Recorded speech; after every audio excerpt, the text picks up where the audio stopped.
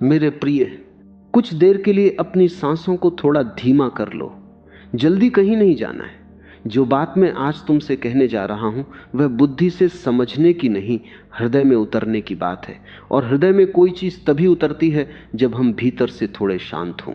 तो जैसे सांझ के समय हवा अपने आप धीमी पड़ जाती है, वैसे ही अपने भीतर की हलचल को थोड़ा थमने दो और फिर सुनो। कभी तुमने ध्यान दिया है कि कोई व्यक्ति हमारे जीवन से चला जाता है और फिर भी वो कहीं नहीं जाता। शरीर से वह दूर हो जाता है, उसकी उपस्थिति मिट जाती है, उसका स्वर खो जाता है, उसकी राह देखने वाली आंखें खाली रह जाती हैं, और फिर भी भीतर कुछ है जो उसे जाने नहीं देता। हम सोचते हैं कि ये यादें हैं जो हमें बांधे हुए हैं। हम मान लेते हैं कि जब तक स्मृतियां रहेंगी तब तक ये बोझ रहेगा, और इसी मान्यता के कारण हम जीवन भर एक असंभव युद्ध लड़ते रहते हैं। यादों को मिटाने का युद्ध, भूलने का युद्ध, स्वयं के भीतर से किसी को निकाल फेंकने का युद्ध। पर आज मैं तुमसे एक ऐसी बात कहना चाहता हूं जो शायद तुमने पहले इस तरह कभी नहीं सोची होगी। जिस व्यक्ति को तुम भूल नहीं पा रहे, उसका कारण उसकी यादें नहीं है। यादें तो केवल चित्र हैं, बीते हुए क्षणों की कोमल छायाएं। असली बंधन कहीं और है, बहुत गहराई में छिपा हुआ। तुम्हें उससे बांधे रखने वाली चीजें याद नहीं, बल्कि आस है। वह छोटी सी आशा, वह भीतर कहीं दबी हुई प्रतीक्षा, वह अनकहा शायद जो अब भी कहीं भीतर सांस ले रहा है, धड़क रहा है, राह देख रहा है। जरा रुककर इस पर सोचो, क्योंकि यह बात सब कुछ बदल देती है। याद तो उन लोगों की भी होती है जिनसे हमें कोई पीड़ा नहीं होती। बचपन के किसी मित्र की याद आती है जिससे अब कोई संबंध नहीं, फिर भी मन में एक हल्की सी कोमलता उठती है। किसी पुराने घर की याद आती है जिसकी दीवारें अब किसी और की हैं।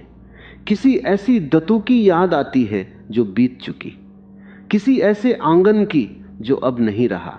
पर वे यादें हमें तोड़ती नहीं, वे आती हैं, एक हल्की सी मुस्कान देती हैं, आंखों के कोने को थोड़ा नम कर देती हैं और फिर शांति से चली जाती हैं।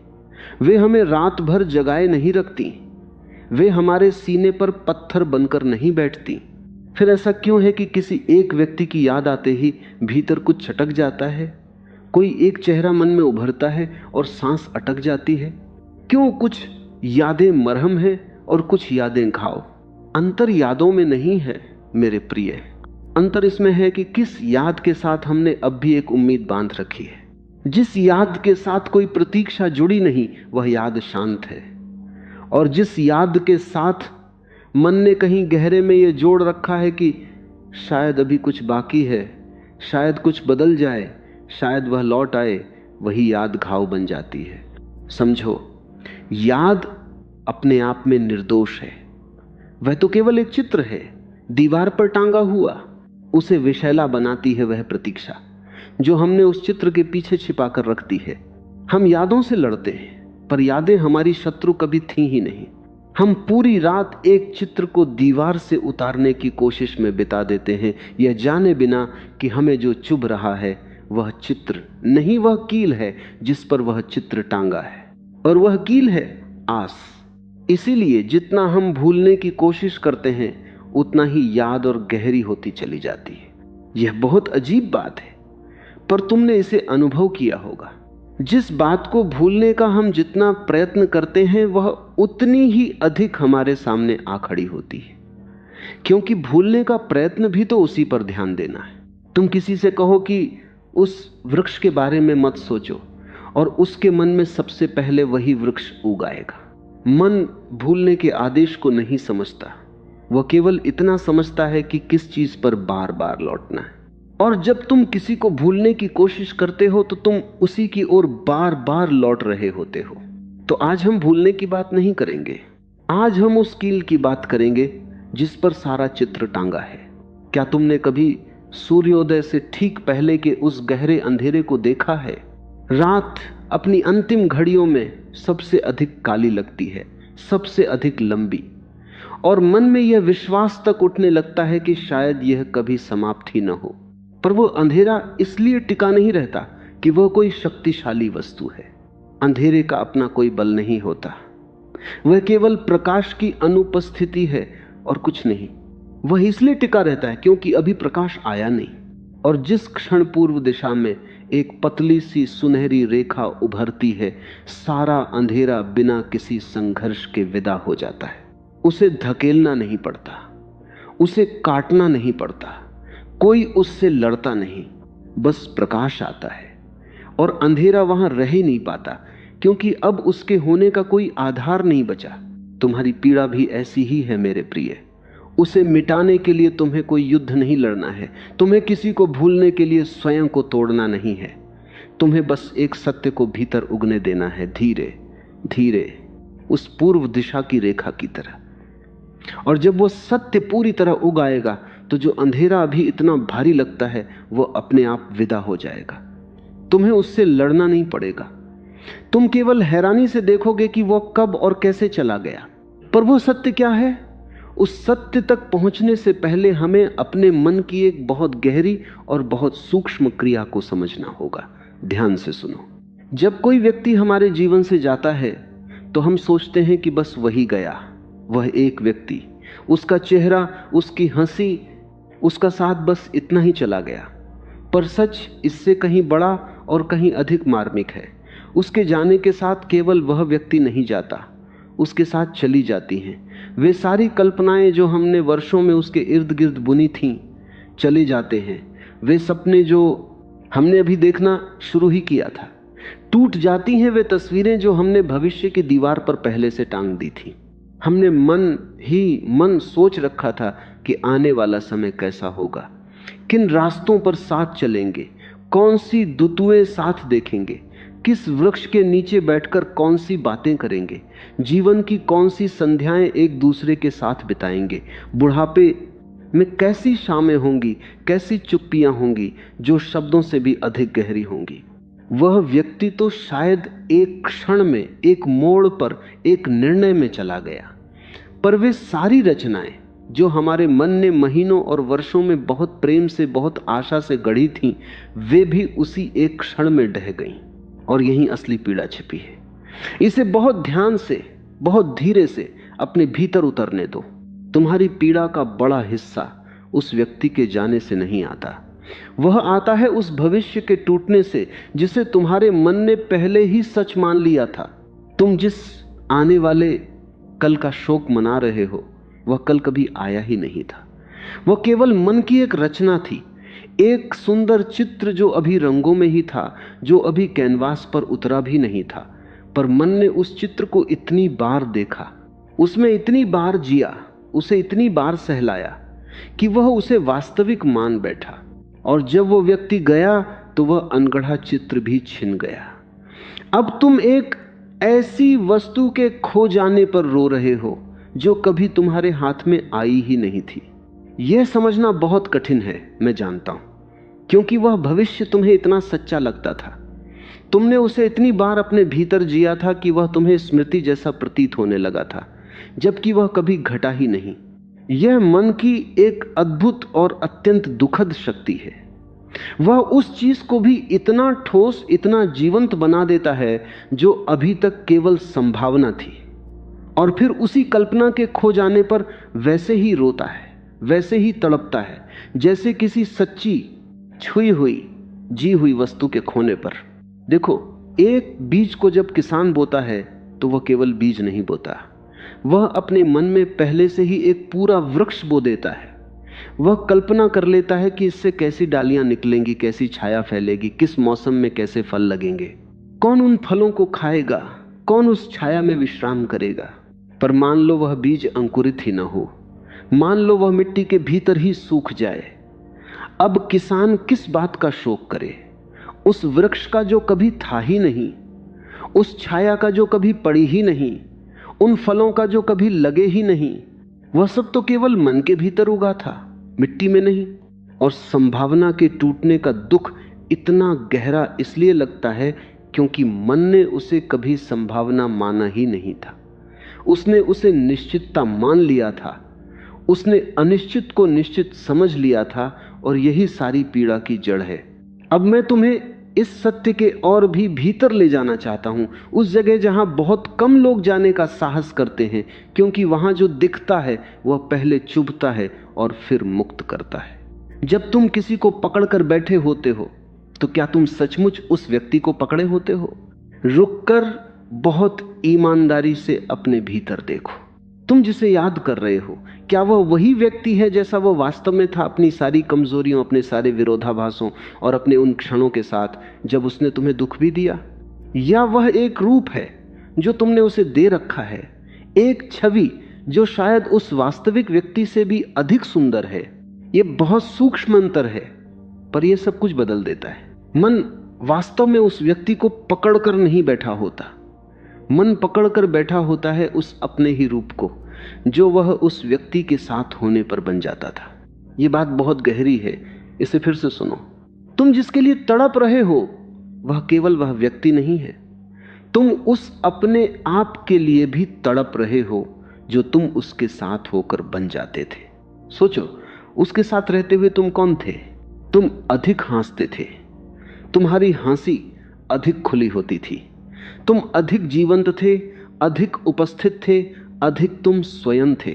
तुम्हारे भीतर एक ऐसा व्यक्ति जाग जाता था जो शायद अकेले में सोया रहता है। तुम्हारे भीतर का वह कोमल हिस्सा, वह खेलने वाला हिस्सा, वह प्रेम करने वाला हिस्सा बाहर आ जाता था। और जब वह व्यक्ति गया तो तुम्हें ऐसा लगा कि वह तुम्हारा वह जागा हुआ रूप भी अपने साथ समेट कर ले गया। तुम्हें लगा कि तुम्हारा वह सुंदर हिस्सा उसके जाने के साथ ही मर गया। पर सत्य यह है, और इस सत्य को बहुत प्रेम से अपने भीतर बैठने दो, वह रूप तुम्हारा था, उसका नहीं। वह जीवंतता तुम्हारे भीतर से उठती थी, वह खुलापन तुम्हारा अपना था, वह हंसी तुम्हारी थी, वह प्रेम करने की क्षमता तुम्हारी थी। वह व्यक्ति तो केवल एक निमित्त था, एक खिड़की जिससे होकर तुम्हारे भीतर का प्रकाश बाहर आ रहा था। खिड़की चली गई, यह सच है, पर खिड़की प्रकाश का स्रोत नहीं थी।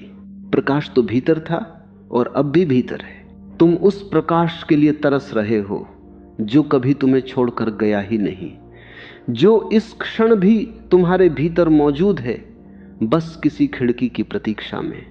यह कितना मार्मिक है। हम जिसके लिए रोते हैं वह बाहर है, और जो हम सचमुच चाहते हैं वह भीतर है।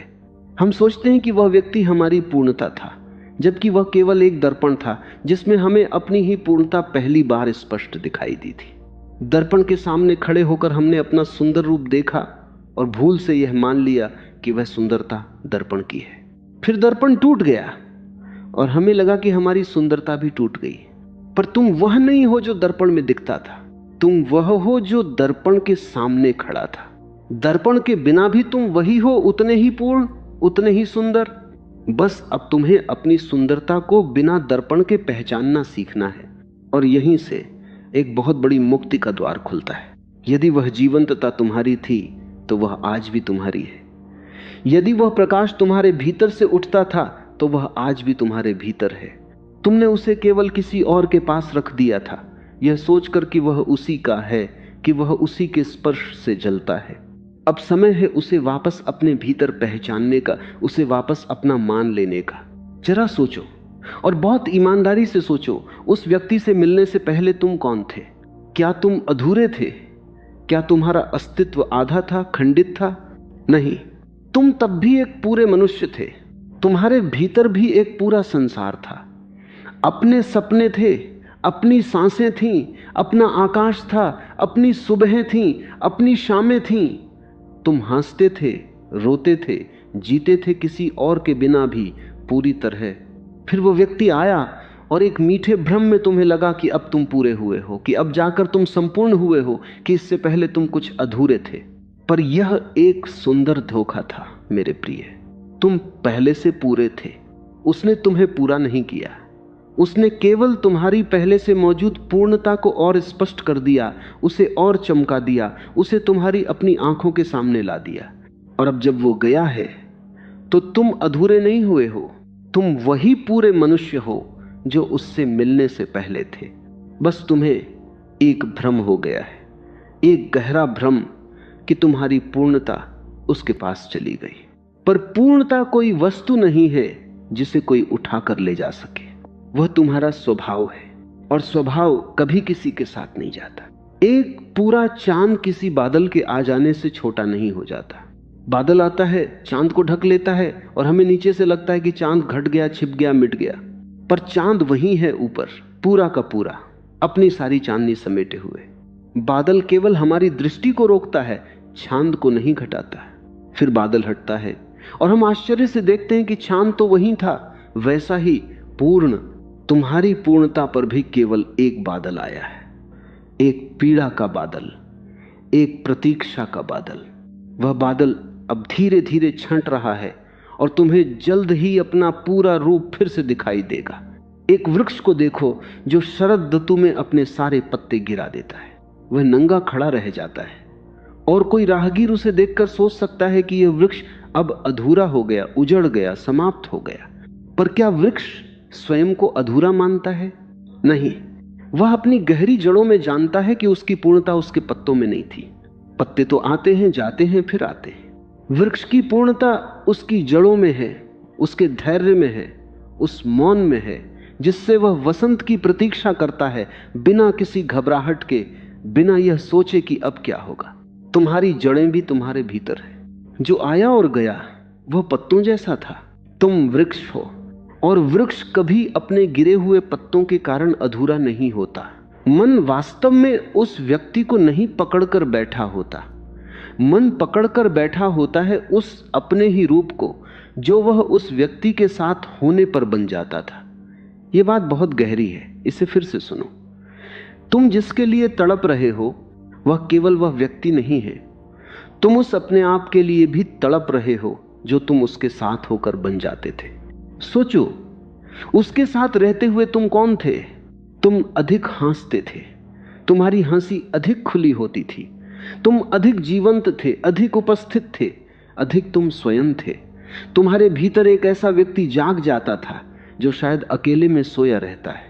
तुम्हारे भीतर का वह कोमल हिस्सा, वो खेलने वाला हिस्सा, वो प्रेम करने वाला हिस्सा बाहर आ जाता था। और जब वह व्यक्ति गया तो तुम्हें ऐसा लगा कि वह तुम्हारा वह जागा हुआ रूप भी अपने साथ समेट कर ले गया। तुम्हें लगा कि तुम्हारा वह सुंदर हिस्सा उसके जाने के साथ ही मर गया। पर सत्य यह है, और इस सत्य को बहुत प्रेम से अपने भीतर बैठने दो, वह रूप तुम्हारा था, उसका नहीं। वह जीवंतता तुम्हारे भीतर से उठती थी, वह खुलापन तुम्हारा अपना था, वह हंसी तुम्हारी थी, वह प्रेम करने की क्षमता तुम्हारी थी। वह व्यक्ति तो केवल एक निमित्त था, एक खिड़की जिससे होकर तुम्हारे भीतर का प्रकाश बाहर आ रहा था। खिड़की चली गई, यह सच है, पर खिड़की प्रकाश का स्रोत नहीं थी। प्रकाश तो भीतर था और अब भी भीतर है। तुम उस प्रकाश के लिए तरस रहे हो जो कभी तुम्हें छोड़कर गया ही नहीं, जो इस क्षण भी तुम्हारे भीतर मौजूद है, बस किसी खिड़की की प्रतीक्षा में। यह कितना मार्मिक है। हम जिसके लिए रोते हैं वह बाहर है, और जो हम सचमुच चाहते हैं वह भीतर है।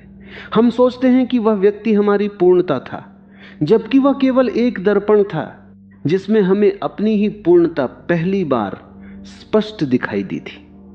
दर्पण के सामने खड़े होकर हमने अपना सुंदर रूप देखा और भूल से यह मान लिया कि वह सुंदरता दर्पण की है।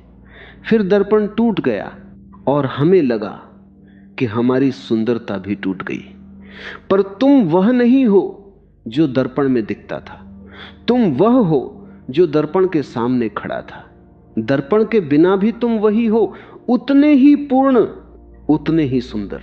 बस अब तुम्हें अपनी सुंदरता को बिना दर्पण के पहचानना सीखना है, और यहां से एक बहुत बड़ी मुक्ति का द्वार खुलता है।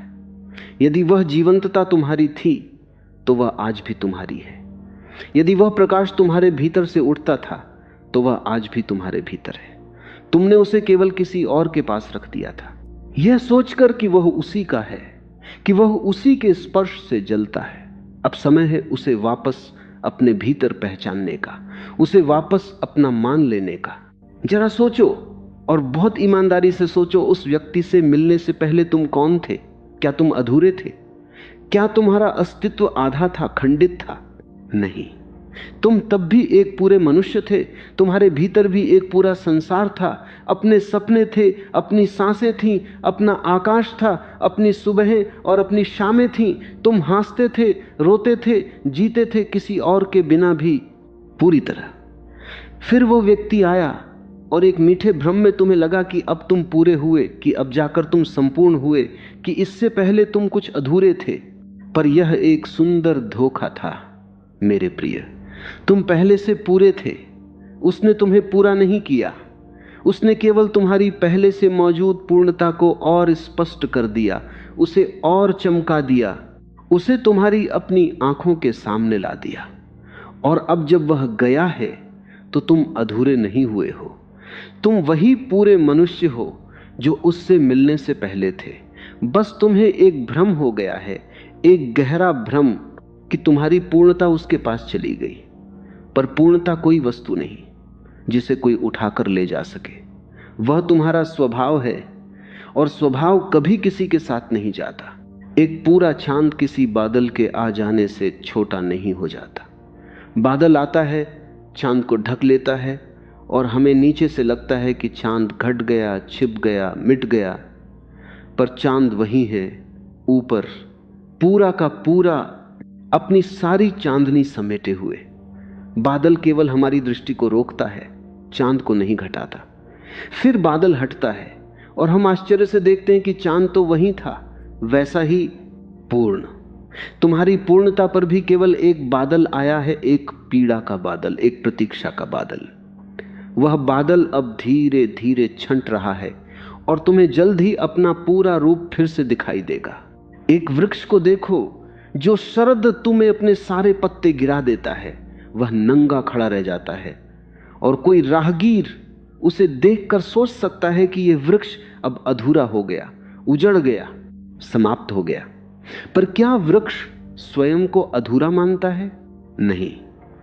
वह जानता है, अपनी गहरी जड़ों में जानता है कि उसकी पूर्णता उसके पत्तों में नहीं थी। पत्ते तो आते हैं, जाते हैं, फिर आते हैं। वृक्ष की पूर्णता उसकी जड़ों में है, उसके धैर्य में है, उस मौन में है जिससे वह वसंत की प्रतीक्षा करता है, बिना किसी घबराहट के, बिना यह सोचे कि अब क्या होगा। तुम्हारी जड़ें भी तुम्हारे भीतर है। जो आया और गया वह पत्तों जैसा था, तुम वृक्ष हो। और वृक्ष कभी अपने गिरे हुए पत्तों के कारण अधूरा नहीं होता। अब मैं तुमसे जीवन के एक बहुत बड़े नियम की बात करना चाहता हूं। यह नियम पहली बार में थोड़ा कठोर लग सकता है, पर इसके भीतर असीम शांति छिपी है, और एक बार समझ में आ जाए तो यह जीवन भर का सहारा बन जाता है। जीवन संभावनाओं पर नहीं, सत्य पर जिया जाता है। हम बहुत बार अपने वर्तमान को इसलिए नहीं जी पाते क्योंकि हम किसी संभावना से बंधे रहते हैं। मन निरंतर कहता रहता है, शायद वह लौट आए, शायद सब कुछ बदल जाए, शायद कल कुछ अलग हो, शायद किसी दिन सब ठीक हो जाए। और इसी शायद की धुंध में हम अपना आज खो देते हैं। हम एक ऐसी नींव पर अपने जीवन का घर बनाने की कोशिश करते हैं जो अभी अस्तित्व में आई ही नहीं। हम हवा में महल बनाते हैं और फिर हैरान होते हैं कि वे क्यों गिर जाते हैं। ध्यान से समझो, यदि कोई इस क्षण तुम्हारे साथ नहीं है तो यह इस क्षण का सत्य है। यह कड़वा हो सकता है पर यह सत्य है। और मन की शांति सदा सत्य पर खड़ी होनी चाहिए, उस संभावना पर नहीं कि यह सत्य कभी बदल सकता है। क्योंकि जब हम अपनी शांति को किसी संभावना पर टिका देते हैं तो हम अपनी सबसे अनमोल वस्तु किसी और के हाथ में सौंप देते हैं। हम कहते हैं, मैं तभी शांत रहूंगा जब वह लौटेगा, मैं तभी पूरा महसूस करूंगा जब सब ठीक होगा। और इसका सीधा अर्थ यह है कि हमारी शांति की चाबी अब हमारे पास नहीं रही, वह किसी और की मुट्ठी में बंद है। और जो चाबी किसी और के पास हो वह द्वार कभी हमारी इच्छा से नहीं खुलता। हम जीवन भर उस बंद द्वार के सामने बैठे प्रतीक्षा करते रहते हैं। यह कितनी बड़ी पराधीनता है मेरे प्रिय। हमने अपनी सबसे भीतरी शांति को किसी की वापसी का बंधक बना दिया है, और चूंकि वह वापसी हमारे हाथ में नहीं है इसलिए हमारी शांति भी अब हमारे हाथ में नहीं रही। हम एक प्रतीक्षालय में बैठ गए हैं, एक ऐसी जगह जो कहीं नहीं ले जाती, जहां हम केवल बैठे रहते हैं इस आशा में कि कोई आएगा और हमें जीने की अनुमति देगा। हमने अपना जीवन स्थगित कर दिया है, यह सोचकर कि असली जीवन तब शुरू होगा जब वह लौटेगा। और इस तरह आज का दिन जो वास्तव में हमारे पास है, जो सचमुच जीवित है, वह व्यर्थ बीत जाता है किसी ऐसे कल की प्रतीक्षा में जो शायद कभी ना आए। पर सोचो, क्या नदी किसी की प्रतीक्षा में अपना बहना रोकती है? वह बहती चली जाती है, चाहे कोई उसके किनारे बैठा हो या ना हो। क्या वसंत किसी के लौटने तक फूल खिलाना स्थगित कर देता है? वह अपने समय पर खिलता है, अपनी पूरी सुंदरता के साथ, चाहे उसे देखने वाला कोई हो या न हो। प्रकृति अपनी शांति को, अपने जीवन को कभी किसी की उपस्थिति पर निर्भर नहीं करती। पर्वत किसी के आने पर ऊंचा नहीं होता और किसी के जाने पर झुक नहीं जाता। और तुम भी तो प्रकृति का ही एक अंश हो, उसी की एक लहर हो। तुम्हारी शांति भी तुम्हारी अपनी है, किसी की वापसी की बंधक नहीं। उसे वापस अपने हाथ में लो। अब आता है वह विषय जो सबसे कोमल है और सबसे शक्तिशाली भी, स्वीकार। यह शब्द बहुत बार गलत समझा जाता है, इसलिए इसे ध्यान से समझना। हम अक्सर सोचते हैं कि स्वीकार करने का अर्थ है हार मान लेना, या यह कि हम जो हुआ उससे सहमत हो गए, उसे ठीक मान लिया, उससे राजी हो गए। और इसीलिए हम स्वीकार से डरते हैं, उससे बचते हैं, क्योंकि हमें लगता है कि स्वीकार कर लेना मानो उस पीड़ा, उस अन्याय या उस हानि को सही ठहरा देना है। पर स्वीकार का यह अर्थ नहीं है। स्वीकार का अर्थ सहमति नहीं है। स्वीकार का अर्थ है सत्य के साथ झगड़ना बंद कर देना। बस इतना ही। तुम्हें यह कहने की जरूरत नहीं कि जो हुआ वह अच्छा हुआ। तुम्हें केवल यह देखना है कि जो हुआ वह हुआ, यह घट चुका है। और इस घटे हुए सत्य से लड़ते रहना, अपनी ही ऊर्जा को व्यर्थ चलाते रहना है। जब तुम किसी सत्य को स्वीकार नहीं करते तो तुम उससे निरंतर लड़ते रहते हो। मन उससे बहस करते रहते हो। ऐसा नहीं होना चाहिए था, यह गलत है। यह क्यों हुआ? यदि वह न होता तो। और यह अनवरत बहस तुम्हें भीतर से थका देती है, खोखला कर देती है। तुम वर्तमान में रहते हुए भी वर्तमान से इनकार करते रहते हो। ये ऐसा है जैसे कोई व्यक्ति बहती नदी के बीच खड़ा होकर धारा को उल्टी दिशा में धकेलने की कोशिश करे। नदी थकेगी नहीं, पर वह व्यक्ति टूट जाएगा। और यहां एक बहुत महत्वपूर्ण बात समझनी है, शायद इस पूरी बात की सबसे महत्वपूर्ण बात। आस को जबरदस्ती नहीं छोड़ा जा सकता। ये वह सबसे बड़ी गलती है जो हम बार बार करते हैं। हम स्वयं से कहते हैं, अब बस, अब मैं उम्मीद नहीं रखूंगा, अब मैं इसे छोड़ दूंगा, आज से यह सब समाप्त। हम संकल्प लेते हैं, हम स्वयं को समझाते हैं, हम स्वयं पर जोर डालते हैं। पर आस कोई ऐसी वस्तु नहीं है जिसे हम मुट्ठी खोलकर नीचे गिरा दें। वह इच्छा शक्ति से नहीं जाती, बल्कि जितना हम उसे छोड़ने का प्रयत्न करते हैं वह हमारी पकड़ में उतनी ही कसती चली जाती है। क्योंकि उसे छोड़ने का प्रयत्न भी तो उसी पर ध्यान देना है, उसी को महत्व देना है। तो फिर आस जाती कैसे है? यह बहुत सुंदर है। इसे अपने भीतर बैठने दो। आस तब समाप्त होती है जब सत्य उससे बड़ा हो जाता है। तुम्हें आस को धकेलना नहीं है, तुम्हें उससे लड़ना नहीं है। तुम्हें केवल सत्य को इतना बड़ा, इतना विशाल, इतना स्पष्ट होने देना है कि आस उसके सामने अपने आप छोटी पड़ जाए, अपने आप विदा हो जाए। जब तुम बार बार धीरे धीरे बिना किसी कठोरता के, बिना किसी संघर्ष के सत्य को देखते हो, उसे स्वीकारते हो, उसके साथ शांति से बैठते हो, तो एक दिन वह सत्य इतना विशाल हो जाता है कि आस के बैठने के लिए कोई जगह ही नहीं बचती और आस चुपचाप उठकर चली जाती है। ठीक वैसे ही जैसे सूर्य के उगने पर अंधेरा बिना किसी विदाई शब्द के चला जाता है। तुम्हें अंधेरे से नहीं लड़ना पड़ता, तुम्हें केवल प्रकाश को आने देना होता है। और प्रकृति इस सत्य को कितनी सहजता से, कितनी सुंदरता से जीती है, ये देखो। क्योंकि प्रकृति हमारी सबसे बड़ी शिक्षक है और वह बिना एक शब्द बोले सब कुछ सिखा देती है। नदी अगर तुम अब अपने मन को शांति देना चाहते हो, है बिना रुके, तो नीचे लिखो अब शांति। और जो जल उसमें से बह चुका, उसे वह कभी वापस नहीं बुलाती। वह कभी पीछे मुड़कर नहीं कहती कि वह जो लहर अभी गई वह लौट आए। कि वह जो जल समुद्र की ओर चला गया वह वापस आए। यदि नदी एक क्षण के लिए भी बीते हुए जल को पकड़ने की कोशिश करे, उसे थामने का प्रयत्न करे, तो वह नदी रहेगी ही नहीं। वह एक ठहरा हुआ रुका हुआ पोखर बन जाएगी और फिर धीरे धीरे उसका जल सड़ने लगेगा, उसमें से दुर्गंध उठने लगेगी। नदी की सारी पवित्रता, उसका सारा जीवन, उसकी सारी निर्मलता उसके बहाव में है, उसके निरंतर छोड़ते रहने में है। वह हर क्षण नई है, हर क्षण ताजी है, ठीक इसलिए क्योंकि वह हर क्षण पुराने को जाने देती है। वृक्ष को देखो, पतझड़ में जब उसके पत्ते पीले होकर गिरने लगते हैं तो वह उन्हें पकड़ने की कोशिश नहीं करता, वह उन्हें जाने देता है बड़ी सहजता से, बड़े धैर्य से, बिना किसी विलाप के, बिना किसी प्रतिरोध के। वह जानता है कि गिरना पत्तों का स्वभाव है और जाने देना उसका अपना धर्म है, और यही जाने देना उसे वसंत में नए कोमल हरे पत्तों के योग्य बनाता है। यदि वृक्ष अपने पुराने सूखे मुरझाए पत्तों को कसकर पकड़े रहता, हट करके उन्हें थामे रहता, तो नई कोंपलों के फूटने के लिए जगह कहां बचती। उसका जाने देना ही उसके नए जीवन की पहली शर्त है। पुराने को छोड़े बिना नया कभी नहीं आता। और सूर्य को देखो, वह हर संध्या अस्त होता है, क्षितिज के पार चला जाता है और बीते हुए दिन को कभी वापस नहीं लौटाता। वह यह नहीं कहता कि आज का दिन इतना सुंदर था, इसकी रोशनी इतनी कोमल थी, इसे फिर से जी लूं, इसे थोड़ा और रोक लूं।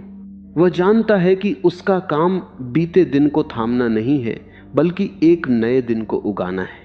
और ठीक इसी कारण हर सुबह नई होती है, हर भोर में एक नई आशा होती है। यदि सूर्य एक भी बीते दिन को पकड़कर बैठ जाता, उससे मोह कर लेता, तो कल का सूर्योदय कभी ना होता। उसका हर संध्या मर जाना ही उसका हर सुबह फिर जन्म लेना है। इस सारी विशाल प्रकृति में एक ही संदेश गूंज रहा है, हर लहर में, हर पत्ते में, हर भोर में, जो बह गया उसे बहने दो, जो गिर गया उसे गिरने दो, जो अस्त हो गया उसे अस्त होने दो। यही जीवन का मूल नियम है और इसी नियम में जीवन की सारी सुंदरता, सारी ताजगी और सारी पवित्रता छिपी है। पकड़ना मृत्यु है, छोड़ना जीवन है। नदी इसलिए जीवित और निर्मल है क्योंकि वह छोड़ती है। पोखर इसलिए मरता और सड़ता है क्योंकि वह पकड़ता है। और तुम्हें अपने भीतर बहुत शांति से यह चुनना है, तुम नदी बनना चाहते हो या पोखर। पर सुनो, और इसे बहुत ध्यान से सुनो, क्योंकि यहां एक बहुत बड़ी गलतफहमी हो सकती है। मैं ये नहीं कह रहा कि छोड़ने का अर्थ है भूल जाना। मैं ये नहीं कह रहा कि जो था उसका कोई मूल्य नहीं था, कि उसे मिटा देना है, कि वह व्यर्थ था। बिल्कुल नहीं। यहां एक बहुत गहरा रहस्य छिपा है और मैं इसे तुम्हें एक अत्यंत प्रेमपूर्ण प्रसंग के माध्यम से समझाना चाहता हूं। एक ऐसी कहानी जो सदियों से मनुष्य के हृदय को छूती आई है। बहुत समय पहले एक महान आत्मा हुई जिनका नाम था जलालुद्दीन रूमी। वे अपने समय के एक अत्यंत प्रतिष्ठित विद्वान थे, गहरे ज्ञानी थे, बहुत सम्मानित थे। लोग उनके पास ज्ञान की प्यास लेकर आते थे। उनका जीवन व्यवस्थित था, ठहरा हुआ था, शांत था जैसे कोई गहरा पर स्थिर सरोवर। फिर एक दिन उनके जीवन में एक रहस्यमय फकीर आया जिसका नाम था शम्स तब्रेज। और इन दोनों आत्माओं का जो मिलन हुआ, उसने रूमी के भीतर एक ऐसी अग्नि प्रज्वलित कर दी जो कोई सामान्य अग्नि नहीं थी। शम्स उनके लिए केवल एक मित्र नहीं थे, वे एक दर्पण थे जिसमें रूमी को पहली बार अपनी आत्मा का असली गहरा अनंत रूप दिखाई दिया। उनके साथ रूमी के भीतर सोया हुआ कवि जाग उठा, प्रेमी जाग उठा।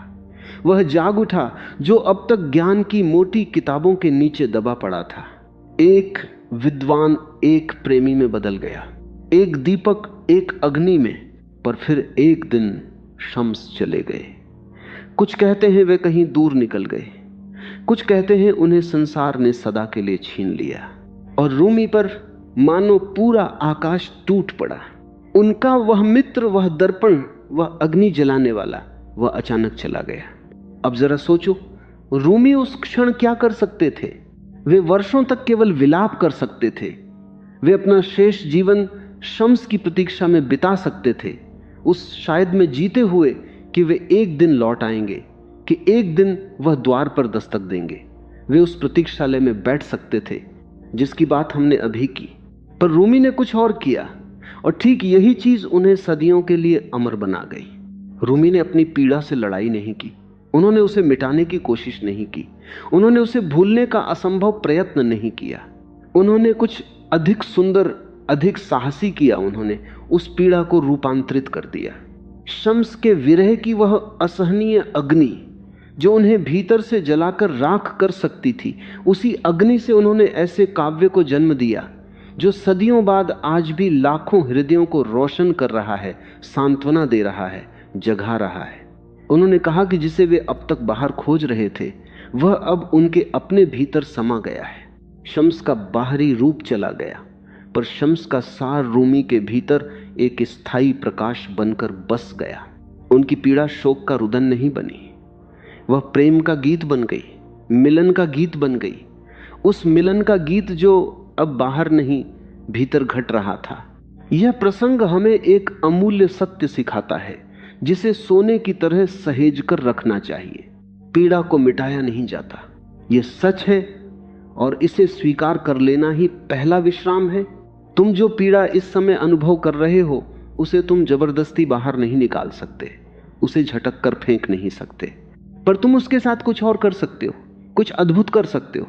तुम उसे एक ऊंचे रूप में रूपांतरित कर सकते हो। वही ऊर्जा जो आज तुम्हें भीतर से तोड़ रही है वह तुम्हें भीतर से गढ़ भी सकती है, तुम्हें नया रूप भी दे सकती है। आग वही है, वह एक झोपड़ी को जलाकर राख कर सकती है, और वही आग सोने को तपाकर उसे और शुद्ध और चमकीला बना सकती है। अंतर इसमें नहीं कि आग कितनी प्रबल है, अंतर इसमें है कि तुम उस आग में क्या तपा रहे हो, अपना भविष्य या अपना अतीत। और यहीं से एक बहुत मुक्तिदायक समझ उगती है जो शायद तुम्हारे कंधों से एक बहुत पुराना बोझ उतार दे। तुम्हें अपनी यादों से लड़ने की कोई आवश्यकता नहीं है। यह वह युद्ध है जिसमें कोई कभी नहीं जीतता, यह केवल थकाता है और हराता है। यादों को आने दो, उन्हें रहने दो, उनसे झगड़ो मत, उन्हें भगाओ मत। समस्या यादें कभी थी ही नहीं, यह हम शुरू में ही समझ चुके हैं। समस्या वह ऊर्जा है जो अभी प्रतीक्षा में बंधी हुई है, जो अभी किसी बंद द्वार की ओर ताक रही है। सोचो, तुम्हारे भीतर इस समय कितनी गहरी शक्ति है जो केवल एक ही काम कर रही है, प्रतीक्षा। वह शक्ति किसी के लौटने की राह देख रही है, और इसी देखने में वह जकड़ी हुई है, स्थिर है, बंधी हुई है। एक बहुत बड़ी, बहुत सुंदर ऊर्जा एक छोटे से कमरे में बंद बैठी है, एक खिड़की से बाहर देखती हुई। अब जरा कल्पना करो कि वही शक्ति, वही गहरी ऊर्जा यदि मुक्त हो जाए, यदि उस प्रतीक्षा से छूट जाए, तो वह कहां जाएगी, क्या बन जाएगी? वह कोई नया रूप ले सकती है। वह तुम्हारे भीतर किसी ऐसी रचना को जन्म दे सकती है जो अब तक सोई पड़ी थी। जो प्रेम तुमने किसी एक व्यक्ति में बांध रखा था वह मुक्त होकर अनेक रूपों में बह सकता है, किसी के प्रति करुणा बनकर, किसी कला बनकर, किसी सेवा बनकर, किसी गहरे और शांत आनंद बनकर। क्योंकि प्रेम कभी व्यर्थ नहीं जाता मेरे प्रिय, वह कभी नष्ट नहीं होता। वह केवल अपना पात्र बदलता है, अपना रूप बदलता है। जिस गहराई से तुमने एक व्यक्ति को चाहा वह गहराई तुम्हारी क्षमता है, तुम्हारा गुण है, तुम्हारी अपनी सुंदरता है। वह व्यक्ति चला गया पर वो गहराई तुम्हारी है, वह तुम्हारे साथ है, वह तुम्हारे भीतर रहती है। उसे अब किसी नई दिशा में बहने दो, उसे किसी बंद द्वार के सामने सूखने मत दो। देखो, एक नदी जब अपने रास्ते में किसी बड़ी चट्टान से टकराती है तो वह वहीं रुककर हार नहीं मानती, वह वहीं ठहरकर सड़ने नहीं लगती। वह उस चट्टान के दाएं या बाएं से अपना रास्ता खोज लेती है और फिर पहले जैसी ही ताजगी से बहने लगती है। चट्टान उसे रोक नहीं पाती, चट्टान केवल उसकी दिशा बदल देती है, और कई बार वह नई दिशा पहले से भी अधिक सुंदर भूमि से होकर गुजरती है। तुम्हारी प्रेम की धारा भी एक चट्टान से टकराई है, यह सच है, पर उसे वहीं ठहरकर सड़ने मत दो, उसे एक नई दिशा दो और देखो कि वह फिर से कैसे जीवंत होकर बहने लगती है, कैसे फिर से तुम्हारे जीवन को हरा भरा करने लगती है। अब हम धीरे धीरे उस अंतिम सत्य की ओर बढ़ रहे हैं और मैं चाहता हूं कि तुम अपनी सांसों को एक बार फिर थोड़ा शांत कर लो और जो आगे कहा जाए उसे बहुत कोमलता से अपने भीतर उतरने दो। ये बात बुद्धि के लिए नहीं है, ये हृदय के लिए है। हमने देखा कि असली बंधन यादें नहीं, आस है। और हमने यह भी देखा कि उस आस के भीतर एक बहुत छोटा सा, बहुत मासूम सा शायद छिपा बैठा है। यही शायद सबसे अंत तक जीवित रहता है। तुम बहुत कुछ स्वीकार कर सकते हो, बहुत कुछ समझ सकते हो, बहुत कुछ छोड़ सकते हो, और फिर भी कहीं बहुत भीतर एक नन्हा सा शायद बना रहता है, सांस लेता हुआ। शायद कल कुछ बदल जाए, शायद किसी दिन वह लौट आए, शायद ये सब किसी तरह, किसी न किसी तरह ठीक हो जाए। यह शायद इतना छोटा है, इतना कोमल है कि हम इसे पहचान भी नहीं पाते, पर यही वह आखिरी सबसे महीन डोर है जो हमें उस प्रतीक्षालय से बांधे रखती है। जब तक ये शायद जीवित है तब तक हमारा एक हिस्सा वहीं बैठा रहता है, जीना स्थगित किए हुए, राह देखता हुआ। और सच्ची मुक्ति, मेरे प्रिय, इसे बहुत ध्यान से सुनो, क्योंकि यही इस सारी बात का हृदय है। सच्ची मुक्ति भूलने से नहीं आती। तुम्हें किसी को भूलने की कोई आवश्यकता नहीं है। मुक्ति भूलने में है ही नहीं। मुक्ति है उस अंतिम शायद को प्रेम पूर्वक विदा कर देने में, जो अब भी कहीं भीतर लौट आने की उम्मीद में चुपचाप सांस ले रहा है। जिस दिन तुम उस शायद से कोमलता से कह दोगे, अब तुम जा सकते हो, मैंने तुम्हें इतने लंबे समय तक संभाल कर रखा, बहुत प्रेम से रखा, पर अब मैं तुम्हें जाने देता हूं। उस दिन एक ऐसा हल्कापन तुम्हारे भीतर उतरेगा जिसकी तुमने कभी कल्पना भी नहीं की होगी। और यह विदाई कठोर नहीं है, यह क्रोध से भरी नहीं है, यह कोई दरवाजा गुस्से में पटक कर बंद करना नहीं है, यह कोई कड़वा अंत नहीं है। यह बहुत कोमल है, बहुत करुणामय है, बहुत प्रेम से भरी है। यह ठीक वैसी ही है जैसे संध्या सूर्य को विदा करती है, बिना किसी कड़वाहट के, बिना किसी शिकायत के, बस एक शांत स्वीकार के साथ कि अब इसका समय पूरा हुआ, अब इसे जाने देना है। और उसी कोमल विदाई में रात अपने सारे तारों के साथ उतरती है और एक ऐसी सुंदरता जन्म लेती है जो दिन के उजाले में कभी संभव ही नहीं थी। विदाई अंत नहीं होती, विदाई एक नई सुंदरता का आरंभ होती है। और जब तुम उस अंतिम शायद को विदा करते हो तो ध्यान रखना, तुम उस व्यक्ति को विदा नहीं कर रहे होते, तुम उस प्रतीक्षा को विदा कर रहे होते हो जिसने तुम्हें इतने समय तक वर्तमान से दूर रखा था। तुम उस भविष्य के भूत को विदा कर रहे होते हो जो कभी आया ही नहीं था। तुम अपने आप को उस प्रतीक्षालय से बाहर ले आ रहे होते हो और जीवन में वापस लौट रहे होते हो, वह जीवन जो इतने समय से बाहर खड़ा धैर्य से तुम्हारी राह देख रहा था, इस आशा में कि तुम कब उस कमरे से बाहर आओगे। और तब एक अद्भुत बात घटती है, एक ऐसी बात जो सारे डर को मिटा देती है। यादें अब भी रहती हैं, पर वे अब घाव नहीं रहती। जब शायद विदा हो जाता है तो याद से उसका विष अपने आप निकल जाता है। तब वह व्यक्ति तुम्हारी स्मृति में एक टीस की तरह नहीं, बल्कि एक कोमल कृतज्ञता की तरह रहता है। तुम उसे याद कर सकते हो बिना टूटे, बिना बिखरे। तुम उस सुंदर समय को याद कर सकते हो और मुस्कुरा सकते हो। तुम कह सकते हो, वो आया, उसने मुझे कुछ दिया, उसने मेरे भीतर के एक सोए हुए रूप को जगाया और फिर वह चला गया, जैसे एक तो आती है और अपना काम करके चली जाती है। और मैं इस बात के लिए आभारी हूं कि वह आया, बजाय इसके कि मैं जीवन भर इस बात से टूटा रहूं कि वह चला गया। देखो, हर मिलन का अपना एक मौसम होता है।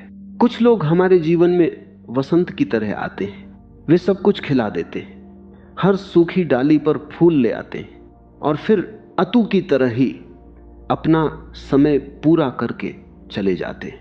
वसंत के बीत जाने पर हम उससे ये नहीं कहते कि तुमने हमारे साथ छल किया, तुम धोखेबाज थे। हम जानते हैं कि वसंत का स्वभाव ही आना और जाना है। उसकी सारी सुंदरता ही इसमें है कि वह सदा नहीं रहता। यदि वसंत सदा बना रहता तो वह वसंत ही न रहता, वह अपनी सारी मधुरता खो देता। उसका मूल्य उसके आने में भी है और उतना ही उसके जाने में भी। शायद जो लोग हमारे जीवन में आते हैं और चले जाते हैं, वे भी ऐसी ही दूतों की तरह हैं। उनका काम सदा रहना नहीं था, उनका काम था आना, हमारे भीतर कुछ जगाना, हमें हमारा कोई छिपा हुआ रूप दिखाना और फिर चले जाना, ताकि हम उस जगे हुए रूप को स्वयं संभालना सीखें, स्वयं उसका दीपक बनना सीखें। यदि वे सदा रह जाते तो शायद हम कभी अपने भीतर की उस शक्ति को नहीं पहचान पाते जो अब उनके जाने के बाद हमें पहचाननी है। उनका जाना भी उनके आने जितना ही एक उपहार था, बस हमें उसे उपहार के रूप में देखना अभी सीखना है। अब कुछ क्षणों के लिए अपनी आंखें कोमलता से बंद कर लो और अपने भीतर उस प्रतीक्षालय में बैठे हुए अपने ही उस हिस्से को देखो। वह कितने लंबे समय से वहां बैठा है, उस खिड़की से बाहर ताकता हुआ, राह देखता हुआ। उसे कोई दोष मत दो, वह दोषी नहीं है। उसने जो किया वह प्रेम के कारण किया। उसने इतने लंबे समय तक उस प्रेम को संभाल कर रखा। ये उसकी कमजोरी नहीं, ये उसकी अपार क्षमता है। उसने इतनी गहराई से चाहा कि वह आज तक प्रतीक्षा कर रहा है। यह उसकी मूर्खता नहीं, यह उसकी सुंदरता है। उस हिस्से को अपराधी की तरह मत देखो, उसे एक थके हुए प्रेम से भरे बहुत वफादार मित्र की तरह देखो। और अब उस थके हुए हिस्से के सिर पर कोमलता से हाथ रखो और उससे बहुत प्रेम से कहो, अब तुम उठ सकते हो। अब प्रतीक्षा का समय पूरा हुआ। तुमने अपना काम बहुत अच्छे से किया, बहुत निष्ठा से किया। अब तुम विश्राम कर सकते हो। अब हम साथ चलते हैं इस खिड़की से दूर, उस द्वार से बाहर, वर्तमान की ओर, जीवन की ओर, उस धूप की ओर जो बाहर इतने समय से हमारी राह देख रही है। तुमने इतने समय तक जो ढोया वह कोई बोझ नहीं था मेरे प्रिय, वह प्रेम था जिसे रखने के लिए कोई जगह नहीं मिली। वह कहीं उड़ेल नहीं पाया, इसलिए भीतर ही भीतर भारी होता गया। अब उसे एक जगह दो, एक दिशा दो। उसे अपने भीतर की उस आग में रूपांतरित होने दो जो जलाती नहीं, गढ़ती है। उस प्रेम को नई दिशाओं में बहने दो, नए रूपों में खिलने दो, नए हृदयों तक पहुंचने दो। क्योंकि जो गहराई तुमने एक के लिए महसूस की वह तुम्हारी अपनी क्षमता है, और वह क्षमता असीम है, अंतहीन है। तुम अधूरे नहीं हो, तुम कभी अधूरे नहीं थे। तुम उस व्यक्ति से मिलने से पहले भी पूर्ण थे, उसके साथ रहते हुए भी पूर्ण थे, और उसके चले जाने के बाद आज भी, इस क्षण भी पूर्ण हो। बादल आया था और अब वह छंट रहा है, और चांद वही है ऊपर, पूरा का पूरा अपनी सारी चांदनी समेटे हुए, जैसा वह सदा से था, जैसा वह सदा रहेगा। तुम्हारी शांति किसी की वापसी की बंधक नहीं है। उसे किसी और के हाथ में मत रहने दो। उसे वापस अपने भीतर ले आओ, जहां उसका असली घर है, जहां से उसे कभी जाना ही नहीं चाहिए था। जो बह गया उसे नदी की तरह बहने दो, जो गिर गया उसे वृक्ष की तरह गिरने दो, जो अस्त हो गया उसे सूर्य की तरह अस्त होने दो, और जो आना चाहता है वह नया दिन, वह नया वसंत, वह नई भोर उसे अपने भीतर उतरने दो। उसके लिए द्वार खुला छोड़ दो, और अब बहुत कोमलता से, बहुत प्रेम से उस अंतिम शायद को विदा कर दो। उससे झगड़ो मत, उसे धकेलो मत, बस उसके सिर पर हाथ रखो और कहो, तुमने अपना काम पूरा कर दिया, अब तुम विश्राम कर सकते हो, अब तुम जा सकते हो। और जैसे ही वह कोमलता से विदा होगा, तुम महसूस करोगे कि तुम्हारे कंधों से एक ऐसा बोझ उतर गया है जिसे तुम बहुत लंबे समय से ढो रहे थे। यह जाने बिना कि वह कितना भारी था, यह जाने बिना कि उसे उतारा भी जा सकता है। तुम्हारी आंखें इस समय शायद नम हो, और यह ठीक है मेरे प्रिय, यह बहुत सुंदर है। ये आंसू दुख के नहीं है, ये मुक्ति के आंसू हैं। ये वे आंसू हैं जो किसी बहुत पुरानी, बहुत गहरी पकड़ के अंततः खुल जाने पर अपने आप बहते हैं। इन्हें बहने दो, इन्हें रोको मत, पर इन आंसुओं के बीच अपने हृदय को महसूस करो। वह अब हल्का है, वह अब किसी की प्रतीक्षा में बंधा नहीं है, वह अब इस क्षण में है स्वतंत्र, पूर्ण और शांत। यदि यह बात तुम्हारे हृदय तक पहुंची है तो लिखो, मेरी शांति किसी के लौटने पर निर्भर नहीं है,